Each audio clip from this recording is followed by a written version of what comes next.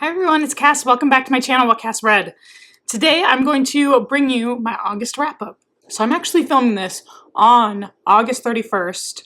You can hear from my voice, I got another cold. I honestly don't know why. I have to ask, if there are any parents watching, is it just your lot in life from now on that you and your kids are just going to pass a cold back and forth between each other for the rest of time? Because that's seriously what I feel like. So excuse my voice, so sorry.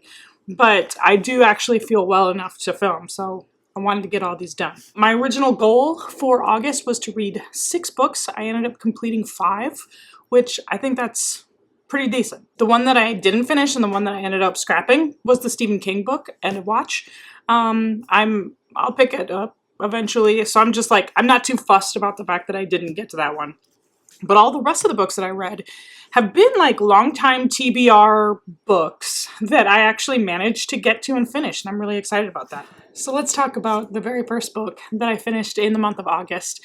It's kind of cheating because I started it in the month of July, but I consider this to be one of my greatest like TBR victories of all time. And that is the fact that I finished Wrath by John Gwynne, the final book in the Faithful and the Fallen series.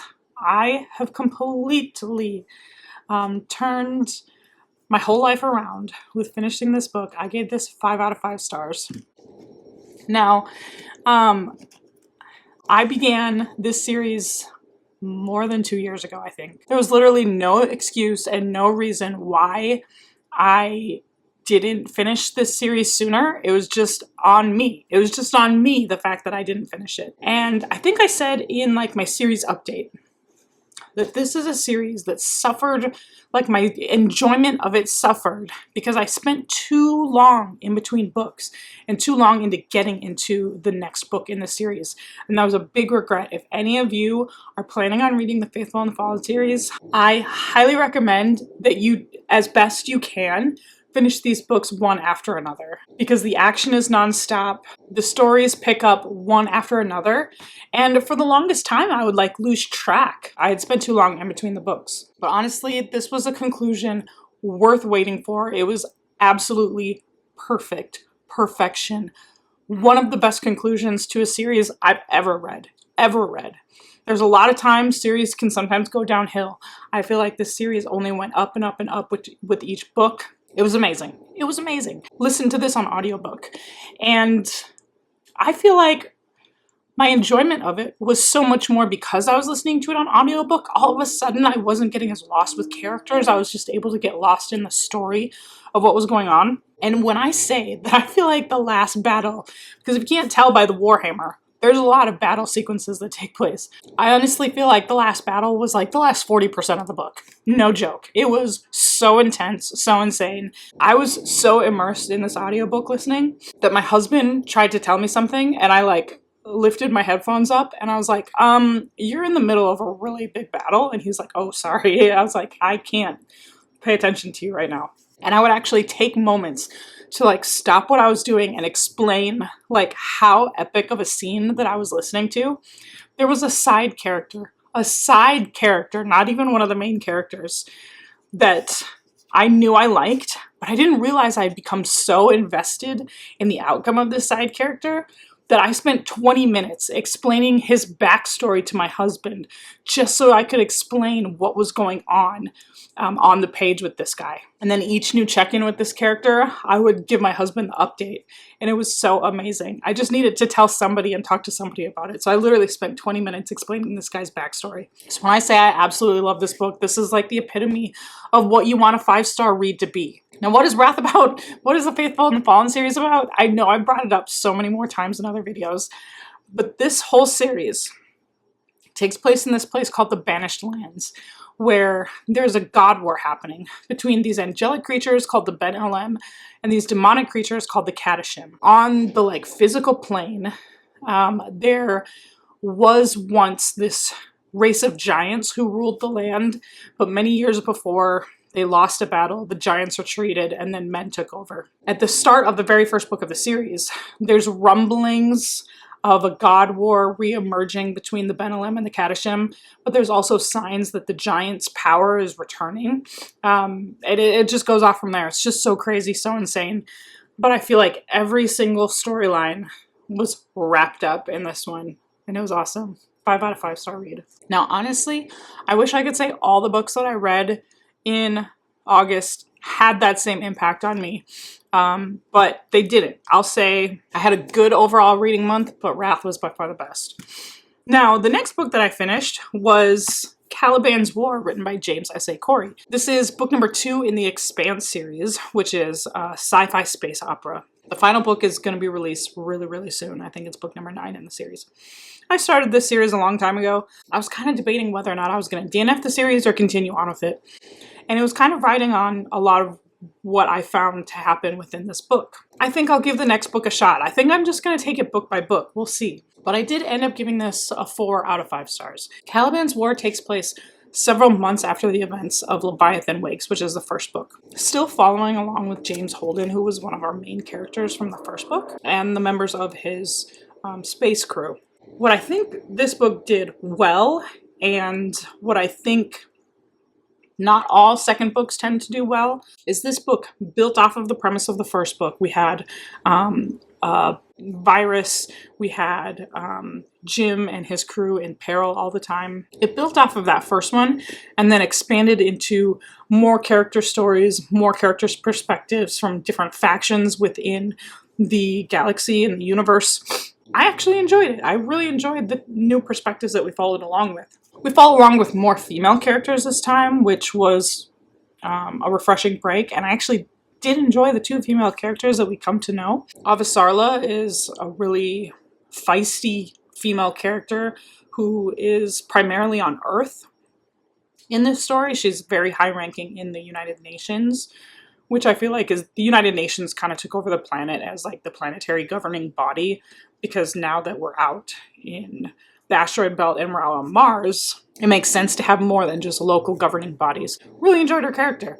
And then we meet Bobby, who is a Martian Marine soldier. So I liked getting the additions of the Martian perspective, because before we had only been talking with Belters and people from Earth. Thoroughly enjoyed this second installment. I did give this 4 out of 5 stars, like I said. Felt like the pacing was really great, the action was pretty cool, and it left me intrigued enough, especially that ending, that final chapter, left me intrigued enough that I do want to continue on with the third book. The next book that I ended up finishing was Heir of Fire, written by Sarah J. Maas, book number 3 of the Throne of Glass series. This was another one of those books where I was trying to decide if I would continue on with the series or not, and my feelings on this book would help me determine whether or not I was going to continue. Yes, I can say that I am going to continue on with the series. I gave this 4 out of 5 stars, a very high 4 out of 5 stars in my opinion. I've said this in several other videos that I've posted recently, that this is where the book actually, or where the series actually takes off. The first 2 books were nothing but filler. The third book, which I can't actually explain what's going on in the third book because it's major spoiler territory, but this is where the series is finally taking off for me. And I'm very excited to continue on with the rest of the series. Again, great additions of characters. Manon and the witches. We get a really cool witch society, which Sarah J. Maas does take like liberties with fae and humans and witches now. That most other authors, I feel like, don't tend to go this route.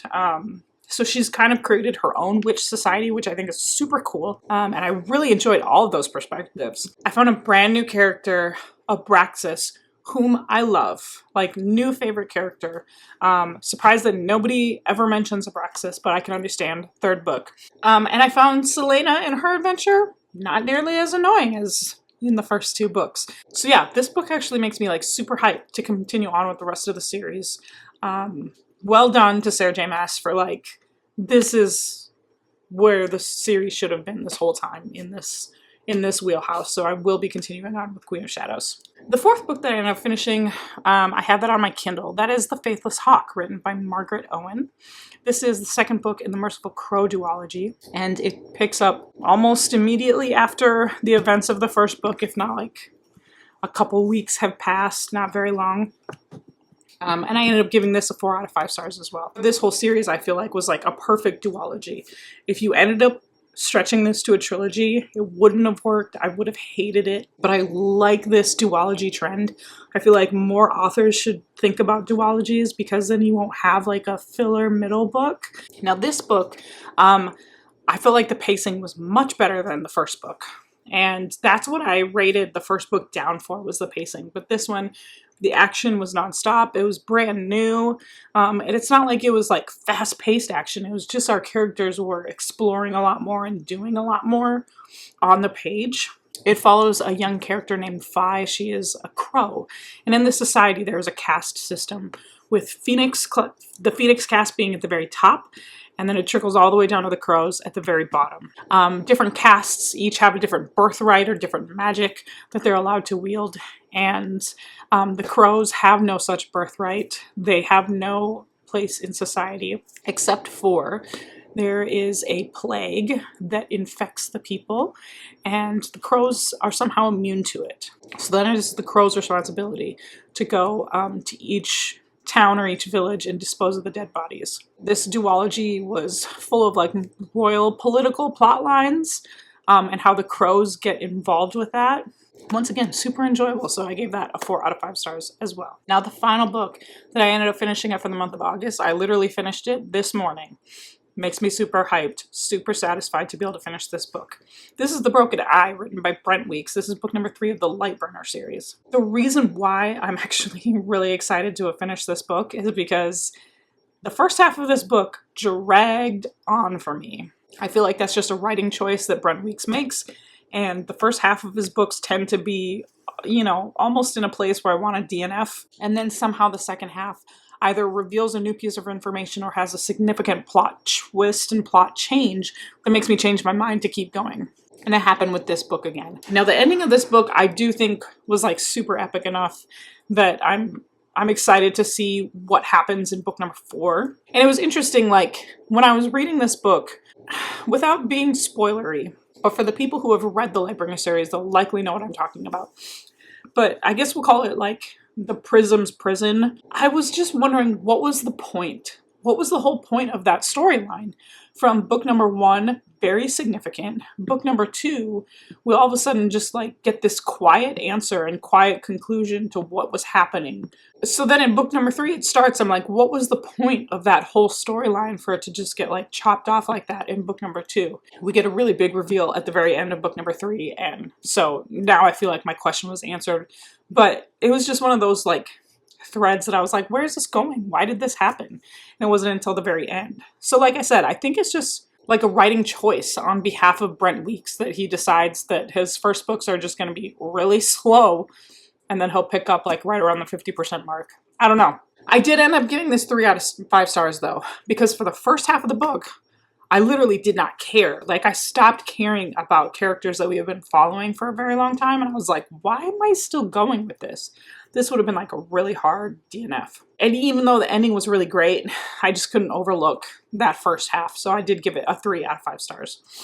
I'm going to take a break in September from continuing on with the Lightbringer and with the Expanse series because I got a couple readathons going on and I probably already posted that video. So I will continue on with Blood Mirror, which is book number 4. And I think a break from this world might be a little bit healthy for me, just with my relationship with Brent Weeks' writing style and I guess all the blatant sexism that typically doesn't get to me. I just need a little bit of a break from that. So The Broken Eye by Brent Weeks, I ended up giving this 3 out of 5 stars. All right, so there you have it. 5 books that I finished in the month of August, which again, I'm going to pat myself on the back for that. Let me know what you read in the month of August. Have you read any of these books and what are your thoughts on them? I'd love to hear about that in the comment section below. Otherwise, you can follow me on my social media. We've got Twitter and Instagram. It's at whatcassread. It's the same as this channel, so it should be super easy for you to find. You can find me on Goodreads. You can find me on my new Patreon if you want to support my channel in that way. And you know how these videos end. I'll talk to you later. Bye.